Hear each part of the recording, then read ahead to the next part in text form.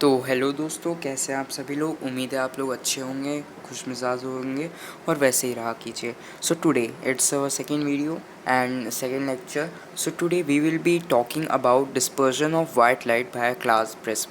इसके पहले वाले वीडियो में आपको मालूम होगा कि हमने देखा था human I and colourful word का जो इंट्रो चैप्टर है कि क्या प्रिज्म है वगैरह वगैरह, उससे कैसे रिफ्रैक्शन होता है, क्या क्या उनसे angle of prism, angle of incidence, जितना भी चीज़ें टर्म्स वगैरह रिलेटेड है वो सब हमने डिस्कस किया था। अब लेक्चर सेकंड में हम ये डिस्कस करेंगे that how a dispersion of white light occurs by a glass prism. एक ग्लास प्रिज्म के थ्रू जो डिस्पर्जन होता है वो कैसे होता है। So let's go through it. So first of all हमें इतना पता है, अगर ये मैं यहाँ प्रिज्म बनाऊँ, मैं प्रिज्म शो करूँ, ये अगर मान लो ये प्रिज्म है, अगर ये प्रिज्म है, अब मुझे इतना पता है कि प्रिज्म से जो भी लाइट रे जाती है वो बेंड होती है ना। यहाँ से अगर मैं नॉर्मल बना दूँ तो अगर ये नहीं होती बेंड तो इधर बट टूवर्ड्स नॉर्मल बेंड होती है, इतना हमें पता है, ऐसे हमें पता है।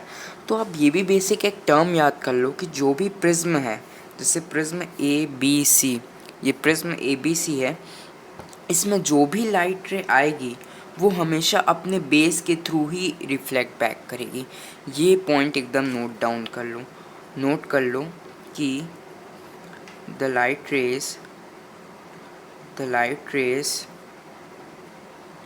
That falls the light rays that falls on the prism always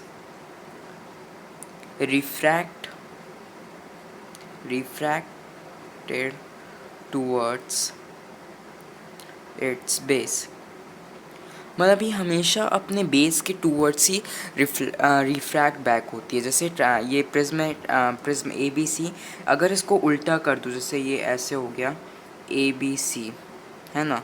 अब ऐसा नहीं कि ये लाइट रे आएगी वो फिर से इधर बेंड हो जाएगी, नहीं, इस बार इसका बेस अपोजिट साइड है, यानी ये ऐसे आएगी लाइट और टूवर्ड्स यानी बी सी के टूवर्ड्स हमेशा रिफ्लेक्ट बैक करेगी, तो ये आप रिफ्रैक्ट करेगी, ये याद रखना। ये सब कुछ टर्म्स हम लोग पहले भी पढ़ चुके हैं। अब मेन टॉपिक पे आते हैं, dispersion of white light by glass prism. अब बताओ डिस्पर्जन क्या होता है। जैसे डिस्पर्शन कुछ नहीं होता, बस एक टर्म फिनोमेना होता है। जैसे लाइट रे आई है ना, हमने पढ़ा था कि वो रिफ्लेक्ट बैक करेगी, लेकिन प्रिज्म में एक और चीज़ होती है कि जो भी लाइट रे आती है वो रिफ्रैक्ट तो करती है साथ में, लेकिन साथ में वो डिस्पर्स्ड भी हो जाती है, यानी फैल जाती है। एक तरह से आप हिंदी में कहो तो फैल जाती है। ये एक लाइट रे आएगी, ये मिलियंस ऑफ कलर्स पे डिस्पर्स हो जाती है। एक्चुअल में जो कोई भी लाइट रे है, जिसको जैसे वाइट लाइट है, उसके अंदर भी ऑलमोस्ट मिलियंस ऑफ कलर्स उसके अंदर हैं, तभी वो एक लाइट बनती है, लेकिन वो हमारी नेक्ड आई से नहीं दिखता। बट अगर प्रिज्म से जो लाइट रे पास हुई वो मिलियंस ऑफ कलर से डिस्पर्स होगी, कई सारे कलर से फैलेगी, वो कई सारे कलर से फैलेगी, लेकिन हमें कई सारे कलर नहीं दिखते, हमें सिर्फ प्रोमिनेंट कलर देखना है। प्रोमिनेंट कौन से? मेन 7 प्रोमिनेंट कलर्स होते हैं जिसके बारे में हम बात करेंगे। तो ये जो 7 प्रोमिनेंट कलर्स है, फर्स्ट ऑफ ऑल ये जैसे एक बैंड मान लो, फिर ये ऐसे होगा, फिर दूसरा ऐसे, 3 4 5 6 7, ऐसे करके 7 एक बैंड बनेगा लाइट्स का, अलग अलग कलर्स का। बेसिकली होते तो मिलियंस है, लेकिन प्रोमिनेंट 7 कलर्स होते हैं, जिनको हम लोग कहते हैं विबग्योर। विबग्योर इसका शॉर्ट फॉर्म है VIBGYOR। इसका मतलब क्या है? ये वॉयलेट, इंडिको हल्का सा ब्लूइश कलर, डार्क ब्लू, ये लाइट ब्लू, जी का ग्रीन, VIBG, वाई का येलो, ओ का ऑरेंज एंड आर का रेड। ये जो मेन प्रोमिनेंट्स कलर रहते हैं ये विबग्योर, जिन्हें हम विबग्योर के फॉर्म में रहता है। जैसे रेनबो में जो होता है वो यही कलर्स होता है। रेनबो कैसे फॉर्म होता है वो हम आगे वाले लेक्चर्स में समझेंगे, बट ये जो होता है डिस्पर्शन वो ऐसे ही होता है। मतलब जो भी डिस्पर्स, पहले तो समझ लिए एक लाइट रे आई, वो बेंड होती है, हमें पता है प्रिज्म से बेंड हुई और 7 प्रोमिनेंट कलर्स में डिस्पर्स हुई। इसी फिनोमेना को बोलते हैं डिस्पर्शन ऑफ वाइट लाइट, कि एक वाइट लाइट जब मिलियंस ऑफ कलर्स पे या मोस्ट प्रोमिनेंट 7 कलर्स पे डिस्पर्स हुई, उसी फिनोमेना को बोलते हैं हम लोग डिस्पर्शन ऑफ वाइट लाइट। और ये जो बैंड दिख रहा है, ये जो विबग्योर का एक बैंड जैसा, मतलब ये, इसे हम लोग कहते हैं स्पेक्ट्रम। ये होता है spectrum. A band of 7 prominent colours is known as spectrum. याद रखिए, स्पेक्ट्रम हम इसे कहते हैं, ये स्पेक्ट्रम होता है। ये बैंड ऑफ मोस्ट 7 कलर्स होता है, ये स्पेक्ट्रम हो गया। अब इनसे रिलेटेड कुछ और चीज़ें होती है, जैसे अगर देखो हमने पहले पढ़ा था angle of deviation. Angle of deviation हमने पढ़ा था ये, या पिछले बार एंगल ऑफ डेविएशन, कि ये जो है ये कितना डेविएट हो रहा है, यानी कितना बेंड हो रहा है। इसके थ्रू हम पता लगा सकते हैं कि कैसे किसी की वेव लेंथ वगैरह है। तो जो अगर इसमें देखो, ये यही रहता है ना सीन, मतलब कि यही कि नीचे वॉयलेट रहेगा। 1 minute, I'll just shut it, okay. हाँ, नीचे वॉयलेट, ऊपर इंडिको, फिर ब्लू। ये बैंड, ये वो रहता है, हमेशा रहता है ऐसे। अब क्या होता है, देखिए विबग्योर है, मतलब अगर ध्यान से देखिए वॉयलेट, यानी अगर इसका जो एंगल ऑफ डेविएशन है, यहाँ से जो भी अगर एमर्जेंट रे जाती, तो उसका जो एंगल ऑफ डेविएशन है वो सबसे ज़्यादा है वॉयलेट का, उससे कम है फिर ब्लू, फिर फिर इंडिको, वॉयलेट से कम इंडिको, फिर ब्लू, फिर ग्रीन, फिर येलो, फिर ऑरेंज, और सबसे कम होता है रेड का। इसका मतलब अगर आप ध्यान दो, वेव की वॉयलेट का जो वो होता है angle of deviation, angle of deviation जो होता है वॉयलेट का, ऑफ वॉयलेट इज़ सबसे ग्रेटर होता है, सबसे ज़्यादा होता है जो वॉयलेट का जो वो डेविएशन होता है। और रेड का जो होता है वो सबसे कम होता है। अगर एंगल ऑफ डेविएशन कहीं भी आए तो वॉयलेट का सबसे ज़्यादा एंगल ऑफ डेविएशन होता है, और वहीं पर रेड का सबसे कम, रेड का लीस्ट रहता है। अब इससे बट एक और चीज़ है, हमने पिछले साल साउंड चैप्टर में पढ़ा था, जिसकी एंगल ऑफ डेविएशन या वेव लेंथ नहीं, एंगल ऑफ डेविएशन या फ्रीक्वेंसी ज़्यादा रहती है। जैसे ये वॉयलेट है, इसकी हमें पता है फ्रीक्वेंसी ज़्यादा है, यानी एंगल ऑफ डेविएशन, तो इसकी वेव लेंथ कम होती है। ये इन्वर्सली प्रोपोर्शनल है। इसके इन डिटेल हमें समझना नहीं, बट एक रीज़न के लिए, the frequency of any colors or sound, we can say, of violet of sound is inversely proportional to its wavelength। Inversely proportional मतलब एक चीज़ अगर बढ़ती है तो दूसरी चीज़ साथ में कम होती है, ये होता है इन्वर्सली प्रोपोर्शनल का। जैसे मैंने कई सारी चॉकलेट ली, मेरे पास चॉकलेट तो आ गई, लेकिन मैं पैसा भी कम हुआ क्योंकि मैंने पैसा दिया है। ओके, सो यही होता है। ये इतना याद रख लो कि जो जैसे जैसे एंगल ऑफ डेविएशन बढ़ता है, फ्रीक्वेंसी तो बढ़ ही रही, लेकिन साथ में जो वेव लेंथ है, यानी जो उसकी अमाउंट है ट्रैवल होने का एक पार्ट से दूसरे पार्ट, वो कम होता है। तो ये याद रखना, मतलब एंगल ऑफ डेविएशन सबसे ज़्यादा वॉयलेट पे होता है, लेकिन सबसे कम वेवलेंथ किसका होता है, वॉयलेट का। एंगल ऑफ डेविएशन सबसे कम होता है रेड का, लेकिन सबसे ज़्यादा वेवलेंथ किसकी होती है, रेड की। और ये जो येलो है ना, इसको एमसीक्यू की फॉर्म में आ सकता है। ये मीन कलर होता है, इसे हम लोग मीन कलर बोलते हैं, यानी मीडियम कलर, ना ज़्यादा डार्क ना ज़्यादा लाइट, ऐसी मीडियम कलर। ओके, एक टर्म एक इम्पोर्टेंट था तो बता दिया। येलो कलर को हम लोग मीन कलर बेसिकली बोलते हैं। अब ये और भी कुछ इसके यूजेस हैं जो हम लोग अभी समझेंगे कि इसके क्या क्या यूजेस हैं और क्या क्या इसके वगैरह हैं, तो वो सब हम लोग देखेंगे। So first of all, okay, so now we will see that what are the main components of this। First of all, जैसे मैंने अभी वेवलेंथ वगैरह के बारे में बताया कि वेवलेंथ क्या है, ये क्या है। तो जैसे ये रेड है, रेड की मैंने अभी क्या बताया, वेवलेंथ ज़्यादा है, लेकिन एंगल ऑफ वेवलेंथ ज़्यादा है, लेकिन एंगल ऑफ डेविएशन क्या है, कम है। वेवलेंथ ज़्यादा है मतलब भी ज़्यादा दूर तक के ट्रैवल कर सकता है। तो इसका हम लोग एक फ़ायदा उठा सकते हैं। जैसे हमने पढ़ा समझा होगा, रेड सिग्नल्स कौन से कलर के होते हैं, रेड। डेंजर साइंस कौन से कलर के होते हैं, रेड। क्यों रेड होता है, क्योंकि जो रेड है वो हमें दूर से ही दिख जाता है, क्योंकि जो रेड से जो लाइट आ रही है हमारी तरफ, हमें मालूम है रेड की वेवलेंथ ज़्यादा है, तो रेड की जो लाइट है वो बहुत दूर से भी हमें दिख जाएगी एज़ कम्पेयर टू वॉयलेट का डेंजर साइन कभी ऐसा नहीं होता, रात को तो दिखेगा ही नहीं, लेकिन रेड जो है वो दिख ही जाएगा क्योंकि उसकी जो वेवलेंथ होती है वो काफ़ी ज़्यादा होती है। और दूर से भी अगर कोई हमें दिख गया साइन वगैरह कि हाँ देखो उधर वो डेंजर साइन है, अगर वो रेड कलर को, तो हमें दूर से भी दिख जाएगा। क्यों? क्योंकि उसकी वेवलेंथ ज़्यादा है। वेवलेंथ ज़्यादा होने से जो लाइट ट्रैवल होती है वो ज़्यादा दूर तक के ट्रैवल कर सकती है, ज़्यादा डिस्टेंस कवर कर सकती है अगर उसकी वेवलेंथ ज़्यादा हो। सो बेसिकली ये है वेवलेंथ और इसका टर्म। और वॉयलेट वगैरह में हम लोग क्यों नहीं, वॉयलेट ग्रीन ब्लू इनका क्यों नहीं यूज़ करते हैं डेंजर साइंस में? क्योंकि इनकी एक तो वेवलेंथ कम होती है, क्योंकि एंगल ऑफ डेविएशन ज़्यादा होता है रेड से, वेवलेंथ कम होती है। अगर वेवलेंथ मतलब लाइट ज़्यादा दूर तक के ट्रैवल ही नहीं कर पाएगी, अगर दूर से ही आदमी को ना दिखे तो पास, तो फिर कोई मतलब नहीं है। इसी कारण रेड का लेते हैं ताकि रेड की जो वेवलेंथ है वो ज़्यादा दिखे, दूर से ही हमें ऑब्जेक्ट जो डेंजर साइंस है वो दिख जाए हमें, उसके बाद हम लोग पहले से ही कॉशन हो जाए। सो ये बेसिकली रहता है। अब इन्हीं टर्म्स जो भी डिस्पर्शन हुआ कि कैसे स्प्लिटिंग ऑफ वाइट लाइट होती है, इसी का एक और चीज़ होता है हम देखेंगे। ये तो था पहले प्रिज्म का हमने देखा, प्रिज्म का।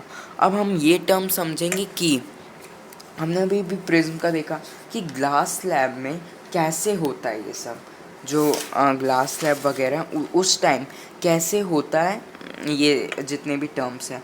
तो अब ग्लास स्लैब में होता है कि नहीं, ये सब जो भी चीज़ें मैं अभी बताते हैं। Okay, so let's see in glass slab कि what happens in glass slab. Okay, so what all happens in glass slab? First of all, glass slab कुछ इस तरह का होता है, हल्का सा टिल्टेड, मतलब रेक्टेंगुलर पीसेस का। ओके, ये ग्लास स्लैब होता है।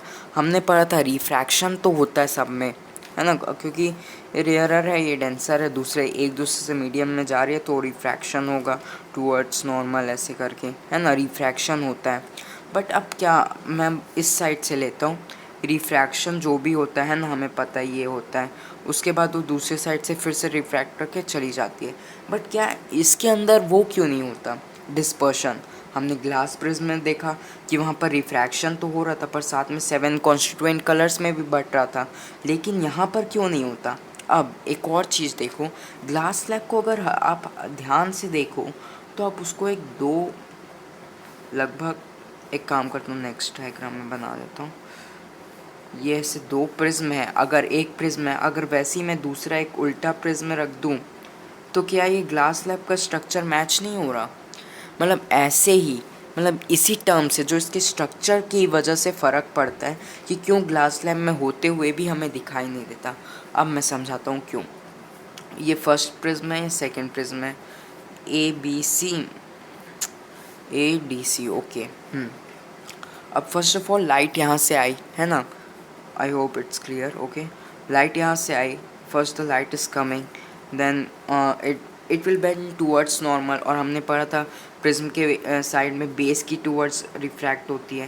पहले तो लाइट आई, हमने क्या हुआ, डिस्पर्शन हुआ कई सारे कॉन्स्टिट्यूएंट कलर्स में, है ना, 7 में कलर्स जा रहे हैं। अब ये दूसरा प्रिज्म अभी दूसरे एरिया में रिफ्रैक्ट करी टूवर्ड्स बेस, इस बार बेस का है AD है तो इधर जाएगा, है ना, ये 7 कलर्स।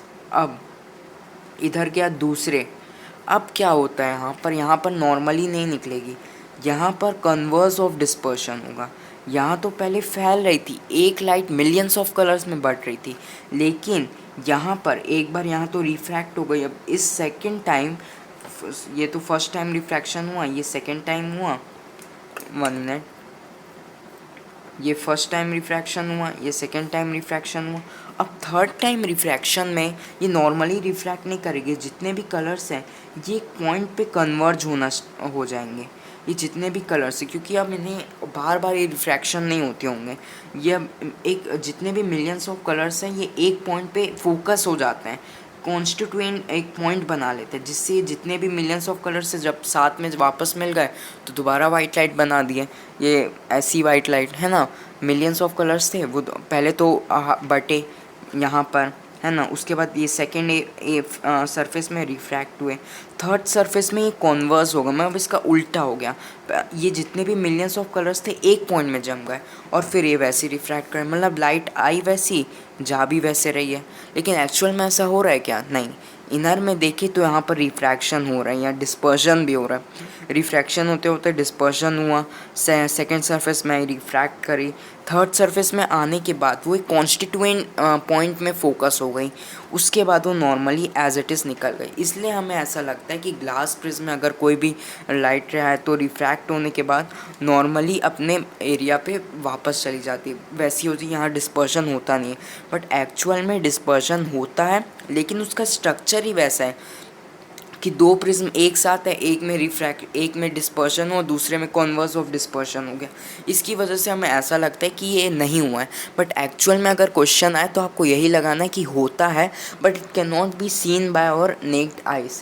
ये होता है डिस्पर्शन कि कैसे प्रिज्म में होता है, क्या होता है, जितने भी चीज़ें थी वो हमने समझा।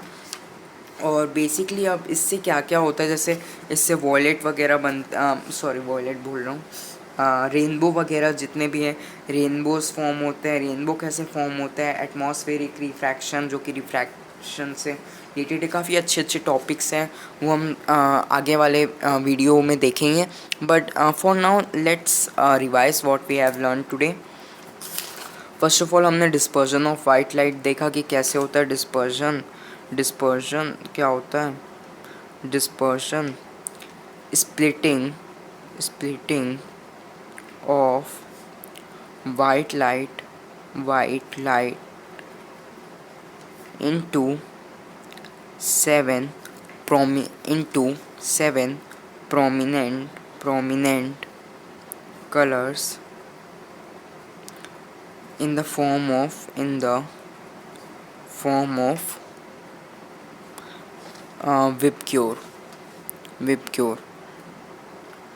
Vibgyor. Okay. In the form of Vibgyor। Dispersion समझा हमने कि कैसे डिस्पर्शन होता है, वो हमने समझा, है ना। और ये भी हमने जाना कि डिस्पर्शन समझा कि dispersion refraction in prism always light refracts always towards the base of the prism, मतलब प्रिज्म के बेस पे हमेशा लाइट रिफ्रैक्ट करती है।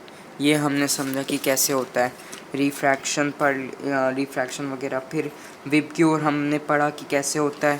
पहले तो जो वॉयलेट जो होता है, उसका जो वॉयलेट की जो फ्रीक्वेंसी होती है वो ज़्यादा होती है, लेकिन वेवलेंथ कम होती है ना। रेड की फ्रीक्वेंसी कम होती है, लेकिन वेवलेंथ ज़्यादा रहती है।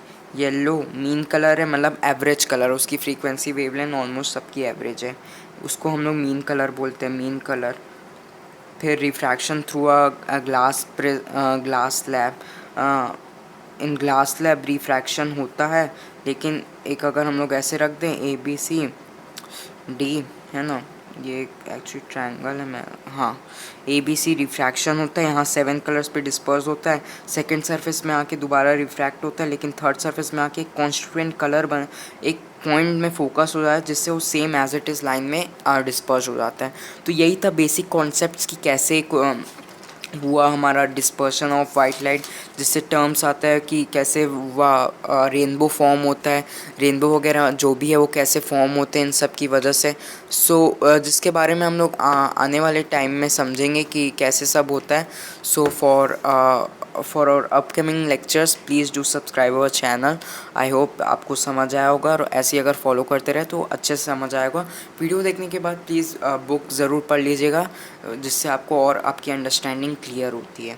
उम्मीद करता हूँ वीडियो पसंद आया। वीडियो पसंद आया तो लाइक कर दीजिएगा, नहीं पसंद आया तो डिसलाइक कर दीजिएगा, और मेरे को अपने कमेंट सेक्शन में बताइएगा कि मैं कैसी लगी वीडियो और मैं क्या इम्प्रूव कर सकता हूँ।